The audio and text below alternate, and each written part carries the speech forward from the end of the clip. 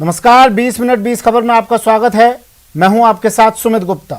Bulletin में हम आपको प्रदेश से लेकर देश के अलग अलग हिस्सों की खबर दिखाएंगे।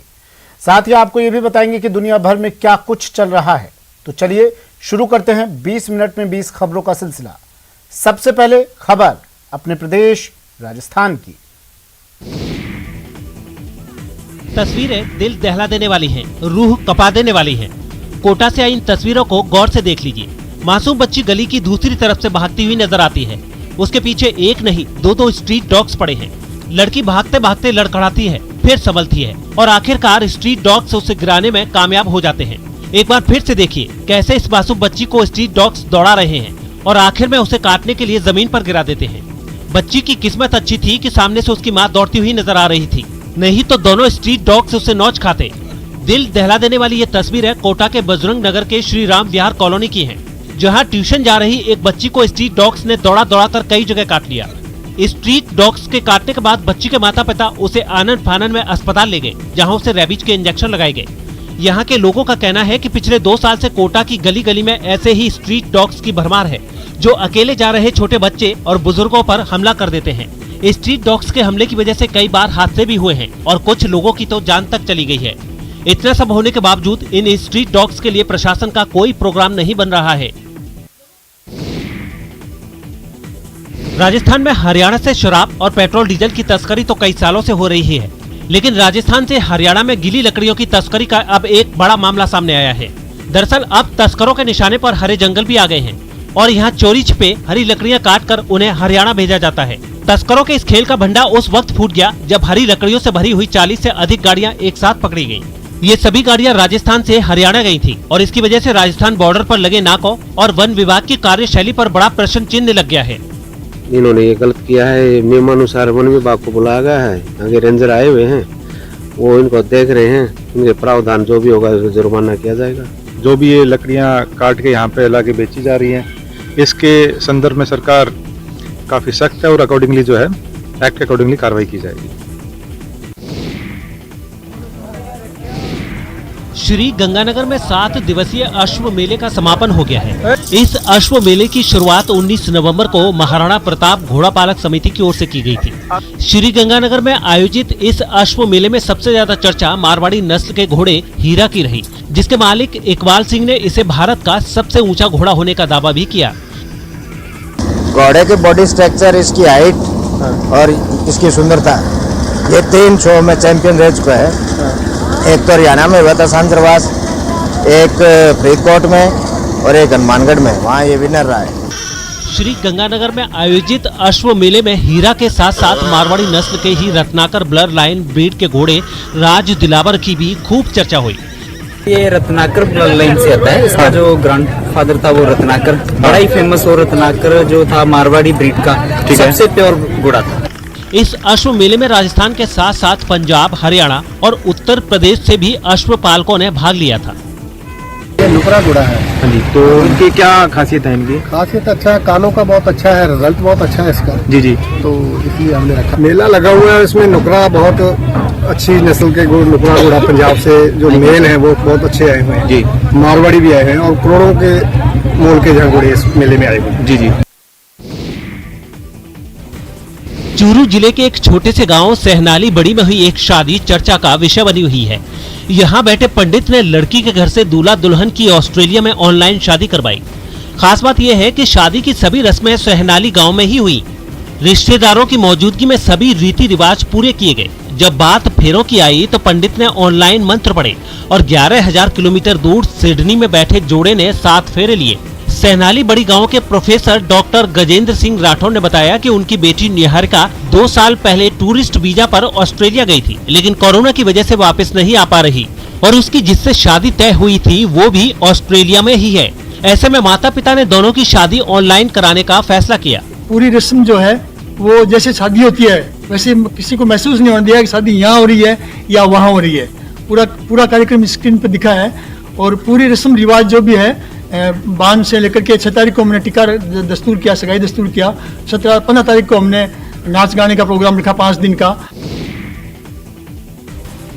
पाकिस्तान की सीमा के करीब भारतीय सेना ने अब तक का अपना सबसे बड़ा युद्ध अभ्यास किया है, गुजरात और राजस्थान से लगने वाली पाकिस्तान की सीमा पर किया जा रहा अभ्यास बेहद अहम माना जा रहा है, जिसमें सेना ने अपने सबसे बड़े टैंक भी मोर्चे पर लगाए हैं। ये अभ्यास इस बार रेगिस्तान में किया गया, जहां बमों की गूंज और गोलियों की तड़तड़ाहट भी सुनाई देती रही। धूल और धुआं उड़ते हुए टैंक तेजी से दुश्मन के ठिकानों की तरफ बढ़ते दिखे, तो कभी सेना के जवान दुश्मन के बंकरों की तरफ बढ़कर उस पर कब्जा करते हुए दिखे। दक्षिण शक्ति नाम का यह अभ्यास सेना के लिए बेहद अहम माना जा रहा है, इसलिए सेना प्रमुख MM नरवणे की भी इस अभ्यास पर नजर है। खास बात यह है कि इस अभ्यास में वायुसेना के लड़ाकू विमान और हेलीकॉप्टर भी इस अभ्यास में शिरकत कर रहे हैं। खबर यह भी है कि इस बार अभ्यास में युद्ध की मानव रहित तकनीक भी आजमाई जाएगी, मतलब ऐसी तकनीक जिनमें आर्टिफिशियल इंटेलिजेंस का इस्तेमाल ज्यादा हो। तो चलिए अब देख लेते हैं कुछ अन्य राज्यों की खबरें। उत्तर प्रदेश के ललितपुर से चौंकाने वाली तस्वीरें सामने आई हैं। वहां मामूली विवाद में एक लड़के और दुकानदार के बीच जमकर मारपीट हो गई। दुकानदार ने जहां गाली गलौज करने तो लड़के ने सामान ना देने का आरोप लगाया। इस दौरान विवाद इतना बढ़ गया कि दोनों एक दूसरे पर टूट पड़े। दुकानदार ने देखते ही देखते उस लड़के को कई थप्पड़ रसीद दिए, साथ ही उसका एक पैर खींचते हुए उसे जमीन पर पटक दिया। वो लड़का भी मारपीट करने में पीछे नहीं रहा। मौका मिलते ही उसने भी दुकानदार को पीटने के बाद धक्का दे दिया। इस दौरान आसपास मौजूद लोगों ने उन्हें कई बार एक दूसरे से अलग करने की कोशिश की, लेकिन बात नहीं बनी। इस बीच उस दुकानदार ने एक डंडा उठा लिया, लेकिन जैसे ही उसने डंडा उठाया एक आदमी ने उसका हाथ पकड़ लिया। इसके बाद कुछ और लोग भी उसे समझाने में जुट गए। तभी वो लड़का अपने दोस्तों के साथ मोटरसाइकिल पर बैठकर वहां से भाग गया। खबर है कि इस मारपीट का वीडियो वायरल होने के बाद पुलिस ने उन दोनों के खिलाफ केस दर्ज कर लिया है। मध्य प्रदेश के इंदौर से चौंकाने वाली कुछ तस्वीरें सामने आई हैं। वहां पुलिस ने सेक्स रैकेट चलाने के आरोप में गिरफ्तार किए गए 4 आरोपियों का जुलूस निकाला। आरोप है कि ये चारों बांग्लादेश से लाई गई लड़कियों की मजबूरी का फायदा उठाकर सेक्स रैकेट चलाते थे, जिन्हें पुलिस ने गिरफ्तार कर लिया और फिर उन्हें इंदौर की सड़कों पर हथकड़ी पहनाकर घुमाया। यही नहीं, बीच सड़क पर आरोपियों से पुलिस वालों ने कान पकड़वाकर उठक बैठक भी करवाई। सेक्स रैकेट चलाने के आरोप में पकड़े गए इन आरोपियों को सबक सिखाने के लिए पुलिस वालों ने उनसे चलते चलते भी उठक बैठक करवाई और फिर थाने लौट गए।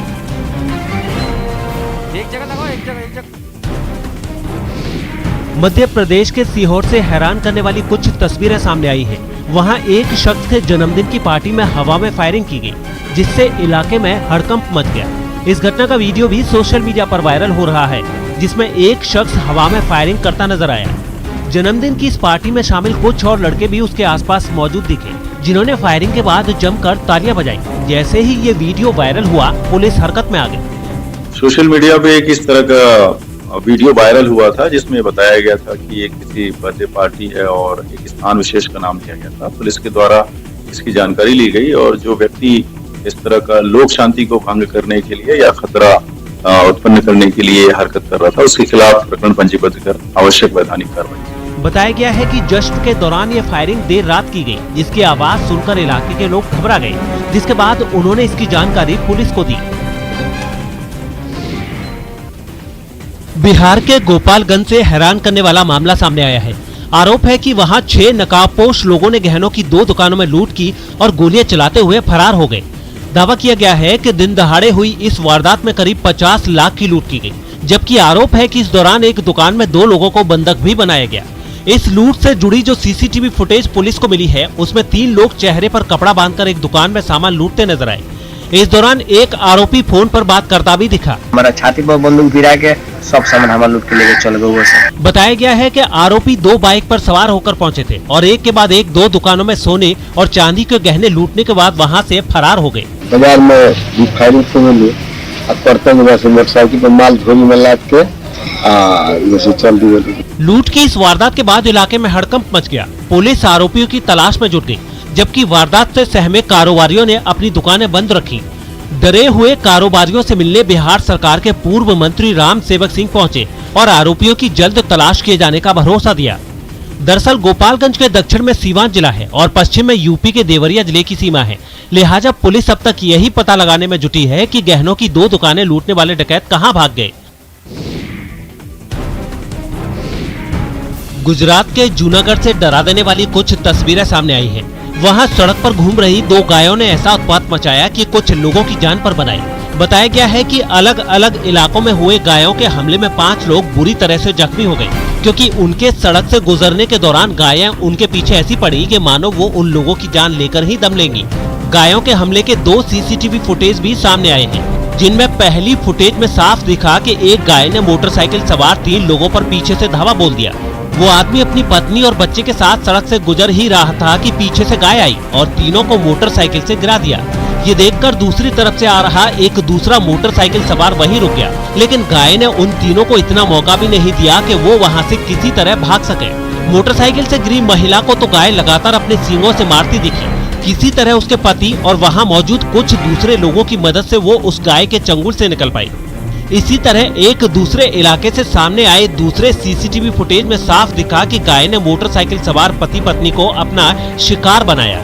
गाय ने दोनों को सड़क पर गिरा दिया, लेकिन यहाँ वो गाय लगातार उस आदमी को उठा कर सड़क पर इधर उधर गिराती रही। इस दौरान महिला अपने पति को बचाने की कोशिश में जुटी दिखी। इस बीच एक व्यक्ति वहां पहुंचा और डंडे से हमला कर गाय को वहां से भगाया। इस तरह उन दोनों की जान बच सकी।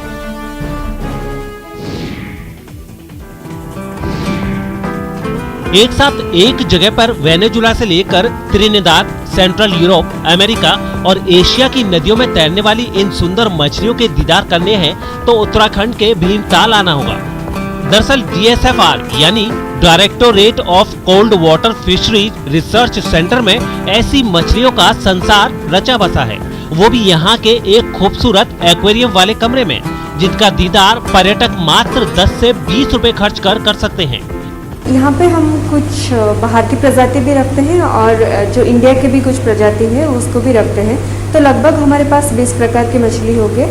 और जो भी है कुछ कंट्री साउथ अमेरिका से है, कुछ साउथ सेंट्रल अमेरिका से भी है और बाकी मोस्टली इंडियन ओरिजिन। यही नहीं, DSFR के इस एक्वेरियम हॉल में आकर इस रंग बिरंगे और मचलते संसार के कदरदानों को पता लगेगा कि यहाँ के वैज्ञानिक आपके लिए कौन सी बेहतरीन खबर लेकर आए हैं, क्योंकि अब आपको अपने एक्वेरियम के लिए महंगी विदेशी किस्म की मछलियाँ खरीदने की जरूरत नहीं। DSFR के वैज्ञानिकों ने हिमालयी नदियों से कई ऑर्नामेंटल फिश खोज निकाली हैं, जो आपके एक्वेरियम की खूबसूरती में 4 चांद लगा सकती हैं। इन एक्वेरियम में आपको blue acara fish, koi carp, pangasius, tetra tinfoil, oscar, parrot fish के साथ साथ अल्मोड़ी, गोल्डन महाशीर और गारा कोटरा जैसी मछलियां देखने को मिल जाएंगी। DMRC यानी दिल्ली मेट्रो रेल कॉरपोरेशन की तरफ से दिल्ली वालों को एक बड़ी सौगात मिली है। वहां एक और रूट पर ड्राइवरलेस यानी बिना ड्राइवर के चलने वाली मेट्रो ट्रेन की सुविधा शुरू कर दी गई है। इसके साथ ही दिल्ली मेट्रो नेटवर्क देश में पहला और दुनिया में चौथा सबसे लंबा मेट्रो रेल नेटवर्क बन गया है, जिसकी पिंक लाइन पर मजलिस पार्क स्टेशन से शिव विहार स्टेशन के बीच ड्राइवरलेस यानी बिना ड्राइवर के मेट्रो ट्रेन दौड़ पड़ी। जो ड्राइवरलेस मेट्रो ट्रेन है उसकी शुरुआत कर दी गई है और मजलिस पार्क से शिव विहार के बीच की ये दूरी है। दावा किया गया है कि बिना ड्राइवर के चलने वाली इस मेट्रो से यात्रियों को कई सुविधाएं मिलेंगी, जिसमें पहले के मुकाबले मेट्रो के ज्यादा फेरे और समय की बचत भी शामिल है। वेटिंग टाइम कम हो जाएगा, लोगों को ज्यादा रश आवर्स में प्रॉब्लम नहीं होगी, वो काफी अच्छा रहेगा। बताया गया है कि ये ट्रेन रोजाना एक फेरे में 59 किलोमीटर का सफर तय करेगी और 38 स्टेशन से होकर गुजरेगी। यही नहीं, इस ट्रेन में साफ सफाई से लेकर सुरक्षा तक के कई तरह के खास इंतजाम भी किए गए हैं। ड्राइवरलेस मेट्रो की शुरुआत का ये दूसरा चरण है, जबकि इससे पहले भारत की पहली ड्राइवरलेस मेट्रो की शुरुआत पिछले साल 28 दिसंबर को मैजेंटा लाइन पर की गई थी।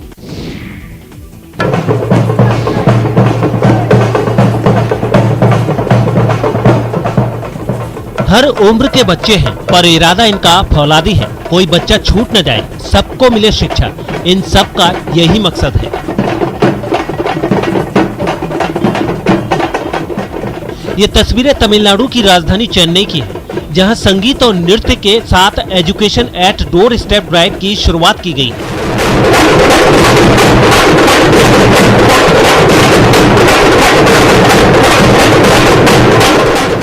Education at door step drive की शुरुआत करते हुए यहाँ की जिला कलेक्टर जे विजया रानी ने कहा कि हम इस अभियान का उद्घाटन चेन्नई में सांस्कृतिक जागरूकता कार्यक्रमों के साथ कर रहे हैं, ताकि कोरोना काल में जिन बच्चों ने स्कूल जाना बंद कर दिया है उन्हें घर तक जाकर ये समझाया जा सके कि पढ़ाई कितनी जरूरी है।